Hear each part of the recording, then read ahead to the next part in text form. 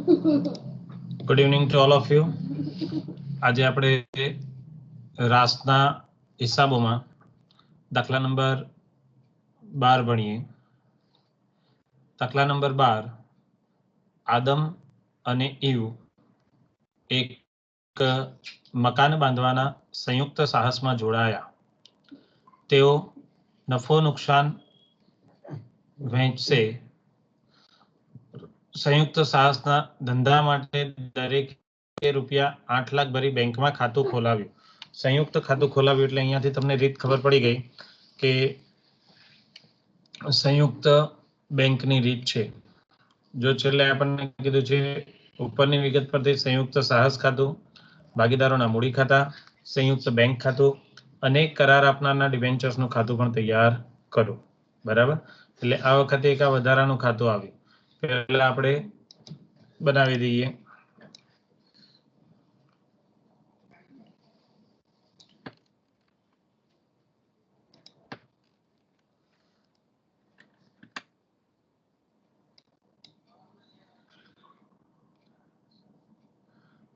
Page number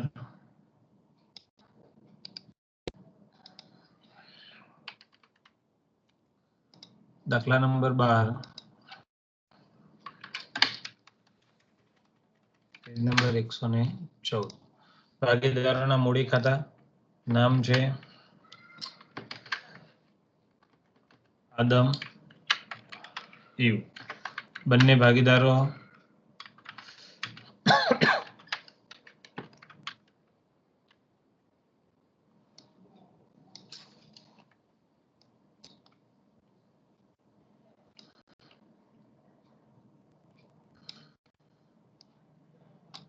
ચલો, નફા નુકસાન વહેંચણીનું પ્રમાણ શું છે?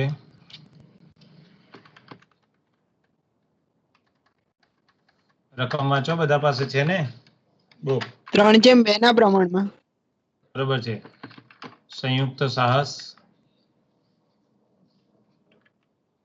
એનું બીજું નામ હતું રાસ ખાતું. નફા નુકસાનનું પ્રમાણ 3/2. ચાલો,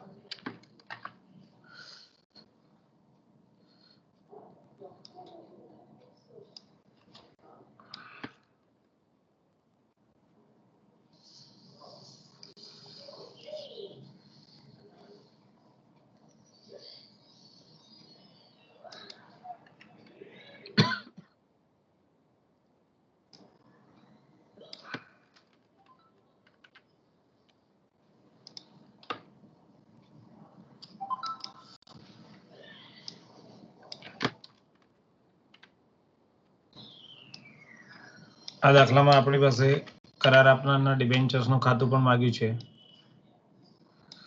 તો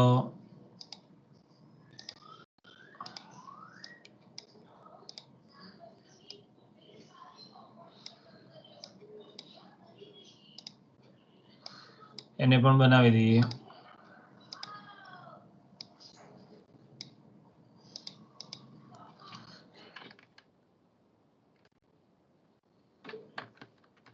કરાર આપનારના ડિબેન્ચર્સ નું ખાતું. બરાબર,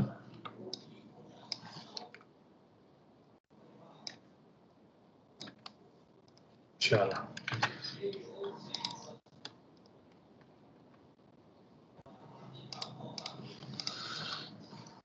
પહેલા જ વાક્યમાં આપણને કહ્યું છે બંને ભાગીદારો સંયુક્ત સાહસમાં જોડાય છે એક મકાન બાંધવા માટે. 8 લાખ ભરી બેંકમાં ખાતું ખોલાવ્યું. બંને ભાગીદારોએ 8 લાખ રૂપિયા ભર્યા. એટલે આદમ પણ 8 લાખ લાવે છે અને ઈવ પણ 8 લાખ લાવે છે. એટલે ગઈકાલે ભણ્યા હતા તેમ પૈસા આવે બેંકમાં ભરીએ એટલે બેંક સિલક વધે, એટલે બેંક ખાતે ઉધાર તે ભાગીદારોના મૂડી ખાતે જમા. એટલે અહીંયા બેંક ખાતાની ઉધાર બાજુ આદમ અને ઈવ.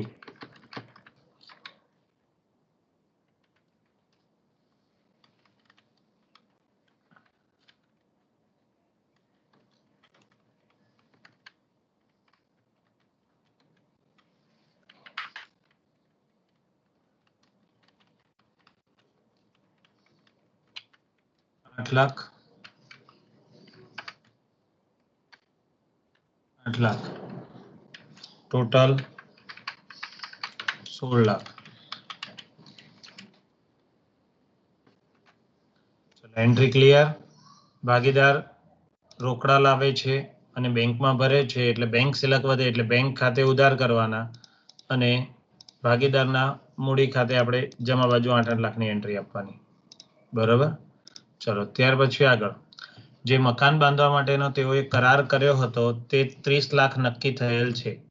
એટલે કરાર કિંમત 30 લાખ નક્કી થઈ, જેમાં 80% રકમ રોકડમાં અને બાકીના 20% રકમ કરાર આપનારના ડિબેન્ચર્સમાં મળવાની છે. એટલે 30 લાખમાંથી 80% રૂપિયા રોકડા મળશે આપણને અને બાકીના જે મળવાના છે તે તમને ડિબેન્ચર રૂપે મળવાના છે. બરાબર. હવે આગળ વાંચીએ તો એ પૈસા ક્યારે મળે આપણને? જ્યારે આપણે કરાર પૂરો કરીએ ત્યારે. આ તો વાક્ય આપેલું છે કે આવું થશે, પણ જ્યારે કરાર પૂરો કરીશું ત્યારે આપણને તે પૈસા મળશે. એટલે અત્યારે મળવાના નથી. બરોબર છે. એટલે એની એન્ટ્રી અત્યારે કરવાની નહીં. ત્યાર પછી આગળ સંયુક્ત બેંકમાંથી નીચે પ્રમાણે ખર્ચા ચૂકવ્યા. તો ખર્ચ ચૂકવ્યા એટલે રાસ ખાતાની ઉધાર બાજુ. બેંકમાંથી ખર્ચ ચૂકવ્યા છે એટલે આપણે અહીંયા લખીશું સંયુક્ત બેંક ખાતે.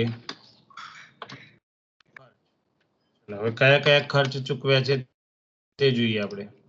આર્કિટેક્ટ ફી, માલસામાન ખર્ચ અને મજૂરી ખર્ચ. બરોબર ને? કે અન્ય ખર્ચ છે? મજૂરી ખર્ચ છે. ઓકે.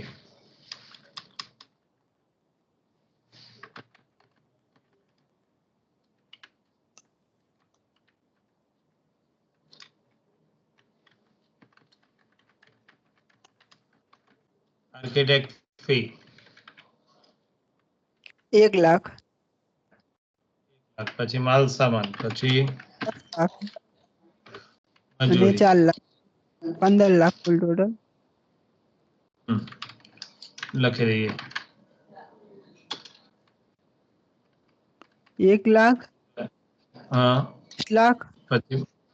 પછી માલ સામાન 10 લાખ. હા, માલ સામાન 10 લાખ. 10 લાખ અને 4 લાખ. હા, 15 લાખ કુલ ટોટલ. 10 લાખ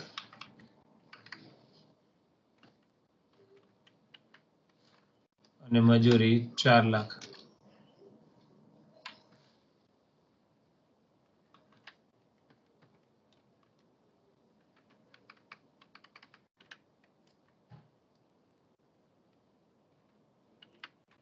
બહારના ખાનામાં 15 લાખ રૂપિયા.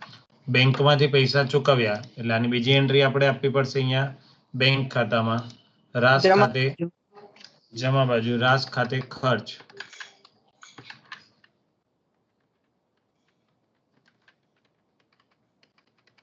15 લાખ રૂપિયા. ત્યાર પછી આગળ રકમ વાંચીએ. આ ઉપરાંત એટલે આ જે 3 ખર્ચ કર્યા એ સિવાય 2 લાખની કિંમતનો માલ આદમ પોતાના ગોડાઉનમાંથી પૂરો પાડે છે. એટલે આદમ નામનો ભાગીદાર છે તે પણ પોતે માલ પૂરો પાડે છે 2 લાખ રૂપિયાનો. અને એવું સુપરવાઇઝર તરીકે સેવા આપી છે, તેથી તેને કરાર કિંમતના 2% લેખે મહેનતાણું આપવાનું છે. મહેનતાણું મેળવવા હકદાર છે. એટલે રાસ માટે બંને ખર્ચ છે એટલે આપણે ઉધાર બાજુ લખીશું. અહીં ભાગીદારો વ્યક્તિગત રીતે ખર્ચ પૂરો પાડે છે, ખર્ચ ચૂકવે છે એટલે લખીશું આદમ ખાતે માલ સામાન અને યુ ખાતે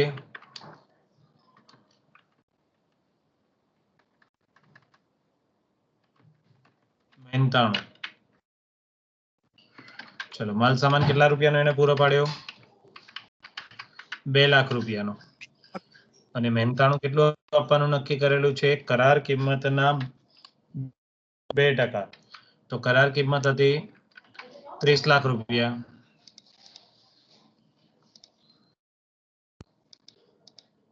એને ગુણ્યા 2 ટકા. ચલો 30 લાખના 2% કેટલા થાય? 60,000. 60,000. તો આ બંનેની બીજી એન્ટ્રી આપણે આપવી પડશે. તો અહીંયા ખર્ચ આદમના ખાનામાં 2 લાખ અને ઈવના ખાનામાં 60,000 રૂપિયા. બરાબર. ચલો ત્યાર પછી આગળ કરાર પૂરો થતા નક્કી થયા મુજબ કરાર કિંમત મળી. કરાર કિંમત મળી તો આપણા માટે આવક થઈ. જો યાદ રાખો અહીંયા કોઈ માલનું વેચાણ નથી કરવાનું, પરંતુ મકાન બાંધવા માટે સંયુક્ત સાહસમાં જોડાયા. એટલે તમે મકાન બાંધ્યું એટલે મકાન બાંધવાના બદલામાં તમને જે પૈસા મળે એ તમારી આવક કહેવાય. તો હવે કરાર કિંમત મળી તો ઉપરના પેરેગ્રાફમાં વાંચો. કરાર કિંમત 30 લાખ નક્કી થઈ હતી, જેમાંથી 80% રોકડા અને 20% ડિબેન્ચર્સમાં મળવાના છે. તો પૈસા મળ્યા એટલે આપણી આવક છે. આવક છે એટલે અહીંયા આપણે લખી દઈશું પૈસા મળ્યા છે એમાંથી બેંકમાં મળ્યા છે 80% અને બાકીના ડિબેન્ચરમાં છે.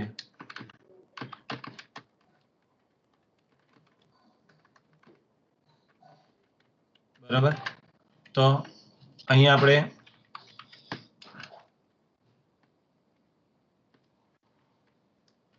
%80 અને 20% એવી રીતે બે ભાગ પાડવા પડશે. તો 30 લાખના 80% 24 લાખ રૂપિયા અને ડિબેન્ચર્સમાં 6 લાખ રૂપિયા. બરાબર. તો આની બંનેની બીજી એન્ટ્રી કરીએ. આમાં ખબર પડી કે ના પડી? જો વેચાણ અત્યાર સુધી આપણે જમા લખતા હતા, કારણ કે વેચાણ આપણી આવક છે. તો એ જ રીતે અહીં આ કરાર કર્યો આપણે, મકાન બાંધી આપ્યું એટલે પૈસા મળી ગયા કામ પૂરું થતા, તો એ આપણી આવક કહેવાય. એટલે જમા બાજુ લખ્યું એટલે બેંક ખાતાની ઉધાર બાજુ આવશે. બેંકની ઉધાર બાજુ 24 લાખ રૂપિયા. એના મળ્યા રાજ ખાતે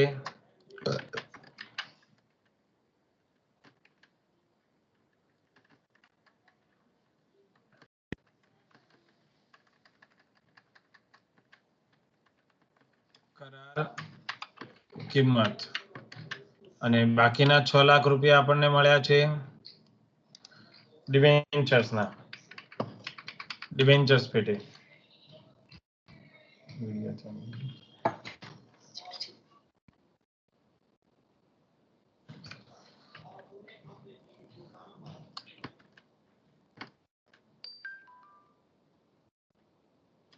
સંયુક્ત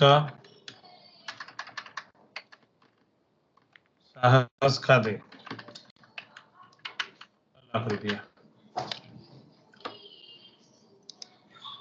ચલો ત્યાર પછી આગળ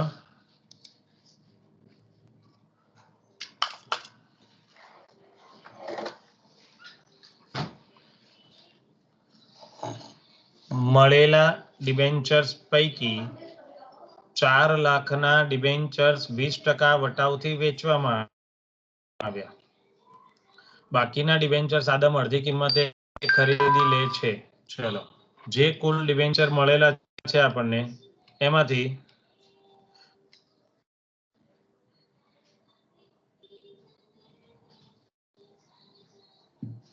આપણે 4 લાખના ડિબેન્ચર્સ વેચી દીધા. તો ડિબેન્ચર વેચ્યા એટલે ડિબેન્ચર આપણી પાસેથી જાય તો જમા કરવું પડે. બદલામાં પૈસા મળે એટલે આપણે ઉધાર કરવા પડે. બરાબર. એટલે બેંક ખાતે ઉધાર તે ડિબેન્ચર્સ ખાતે.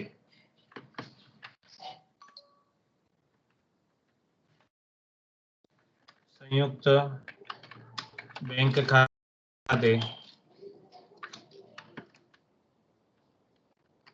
4 લાખ ગુણ્યા 80%. કેમ 80%? કારણ કે 20% આપણો વટાવ છે.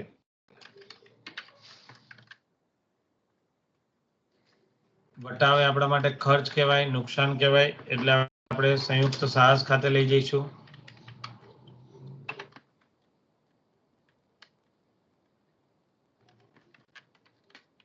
%20.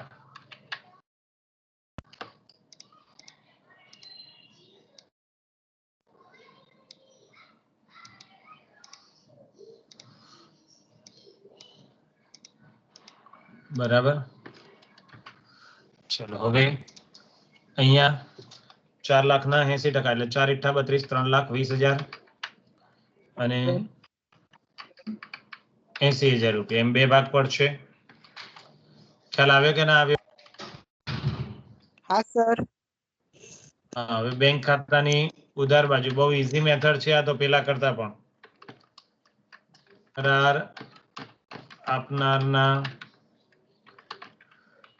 વેન્ચર ખાતે 3,20,000 રૂપિયા અને 80,000 નું નુકસાન લઈ જઈએ. કરાર આપનારના ડિબેન્ચર ખાતે 80,000 રૂપિયા. બરાબર. ત્યાર પછી હવે આગળ બાકીના ડિબેન્ચર્સ આદમ અડધી કિંમતે લઈ લે છે. તો હવે ડિબેન્ચર ખાતામાં જુઓ કુલ ડિબેન્ચર હતા 6 લાખ. 6 લાખમાંથી 4 લાખના ડિબેન્ચર તો આપણે વેચી દીધા. તો વધ્યા કેટલાના ડિબેન્ચર? 6 લાખમાંથી 4 લાખના ડિબેન્ચર વેચી દીધા તો આપણી પાસે વધ્યા કેટલાના ડિબેન્ચર? 2 લાખના. 2 લાખના. 2 લાખની અડધી કિંમત એટલે 50% રકમ 1 લાખ. 1 લાખ કોણ લઈ જાય છે? આદમ. ડિબેન્ચર આપણી પાસેથી જાય તો જમા કરવા પડે. કોણ લઈ જાય છે? આદમ. એટલે આદમ લેનાર છે એટલે આદમ ખાતે ઉધાર. ઉધાર છે ડિબેન્ચર્સ ખાતે.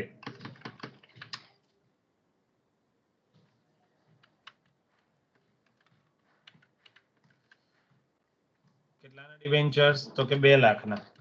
કઈ કિંમતે લઈ જાય? 50% કિંમતે. એટલે બાકીનું 50% આપણું નુકસાન થયું અડધી કિંમતે જ લઈ જાય. એટલે 100 રૂપિયાની વસ્તુ એ 50 રૂપિયામાં લઈ જાય તો 50 રૂપિયા આપણું નુકસાન કહેવાય. નુકસાન કહેવાય એટલે રાસ ખાતાની ઉધાર બાજુ આપણે એન્ટ્રી કરવી પડે. બરાબર. 1 લાખ 1 લાખ. તો આ રીતે તમારું ડિબેન્ચર ખાતું પૂરું થઈ જાય. બરાબર. તો આદમ ખાતાની ઉધાર બાજુ 1 લાખ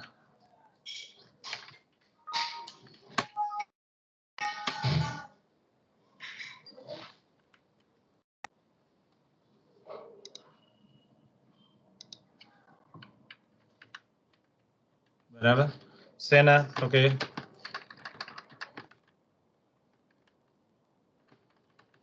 કરાર આપનારના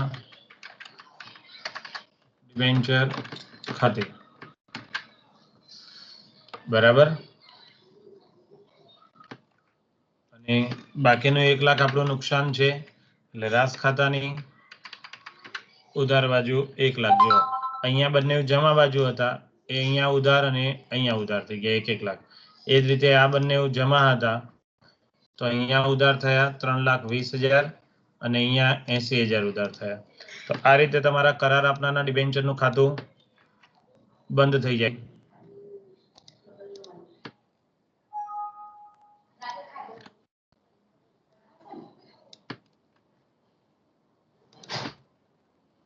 બરોબર.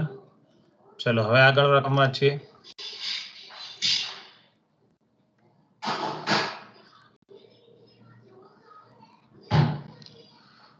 પતી ગયું. તો હવે આ ખાતું બંધ કરી નફો કે નુકસાન સુધી નાખીએ આપણે.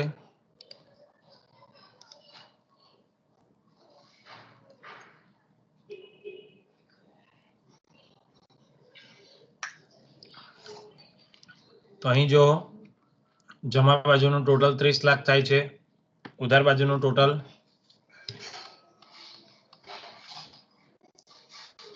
19,40,000. તો કેટલા રૂપિયા ખૂટે છે?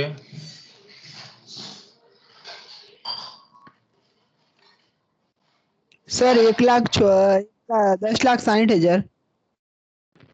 Very good. 10,60,000. તો આ રીતે 30 લાખ થઈ જાય. તો 10,60,000 ને આપણે 3/2 માં વેચવાના છે. ચલો 10,60,000 ને 3/2 માં વેચો. 6,36,000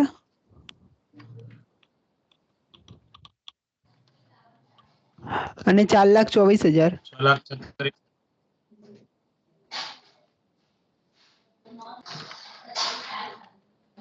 4,24,000 બરાબર. તો એની બીજી એન્ટ્રી આપીએ. અહીં નામ બદલીએ આપણે.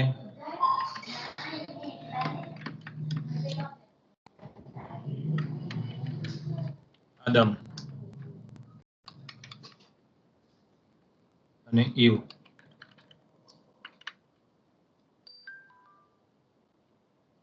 બરાબર. 10,60,000 આની બીજી એન્ટ્રી આપીએ. ભાગીદારોના મૂડી ખાતાની જમા બાજુ 10,60,000 સોરી 6,36,000 4,24,000. ઓકે. હવે અહીંયા ખૂટતી રકમ શોધી અને બેંક ખાતામાં એન્ટ્રી આપીએ. તો અહીંયા જમા બાજુ છે 16,36,000, અહીં 1 લાખ છે. તો કેટલા ખૂટે? 15,36,000 રૂપિયા.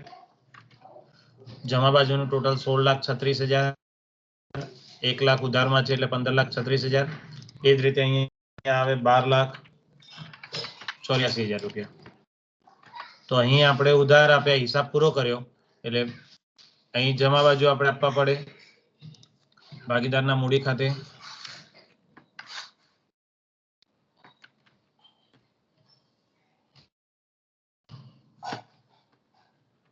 આદમ અને ઈવ. ચલો, આદમમાં કેટલી રકમ આપણે લેવાની છે? તો કે 15,36,000.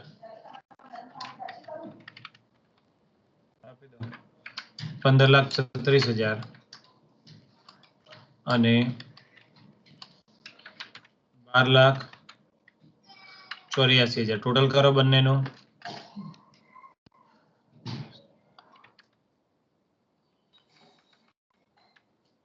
કેટલું થશે ટોટલ?